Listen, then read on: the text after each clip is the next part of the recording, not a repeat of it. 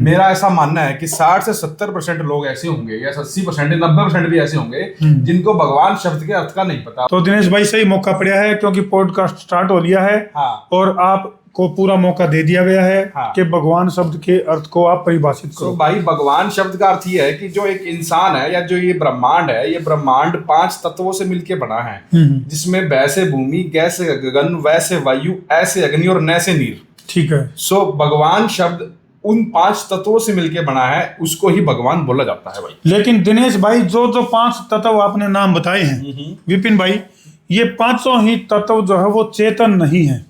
और जो भगवान है, यदि हम कल्पना करें या फिर उसकी सत्य की तलाश में जुटे, क्योंकि इस धरती के ऊपर ऐसे लोगों की भी कमी नहीं है जो न्यू कहें कि भाई भगवान तो है कौन ही, नास्तिक में पूरी तरह से उनका न्यू कहना है कि भाई एक एनर्जी है जो काम कर रही है पूरे ब्रह्मांड में और उसी एनर्जी से सब कुछ चलता है। पहले तो न्यू बताओ, आप भगवान को जड़ मानो हो कि चेतन मानो?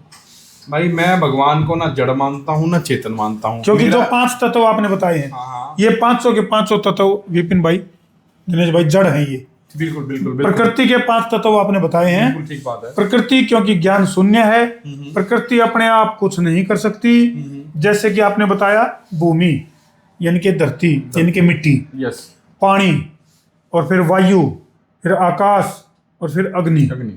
तो अग्नि है तो वो खुद कुछ नहीं कर सकती, वायु है तो वो खुद नहीं कर सकती, या फिर जो भूमि है, मिट्टी है, इनको कोई ना कोई फोर्स करेगा तब जाकर के बात बनेगी। धर्मो भाई परमात्मा है और वो बिल्कुल है, वो एक एनर्जी है जो कि काम कर रही है, क्योंकि बिना उस मालिक की मर्जी के तो पत्ता नहीं हिलता। मैं आपसे पूछता हूँ, आपने एक सांस अंदर लिया, क्या उस मालिक की मर्जी के बिना वो सांस बाहर आ जाएगा?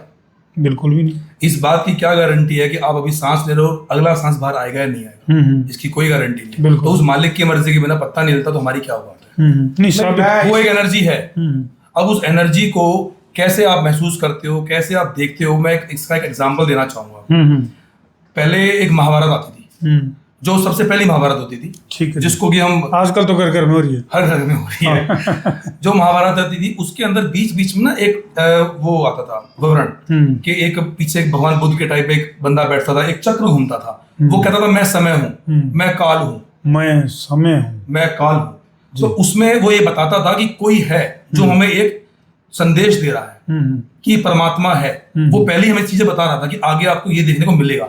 नहीं, पहले तो नहीं बताओ विपिन भाई, भगवान एक है, भगवान एक है, 2 हैं, 3 हैं, 4 हैं, 5 हैं। परमात्मा एक है, सबका मालिक एक है।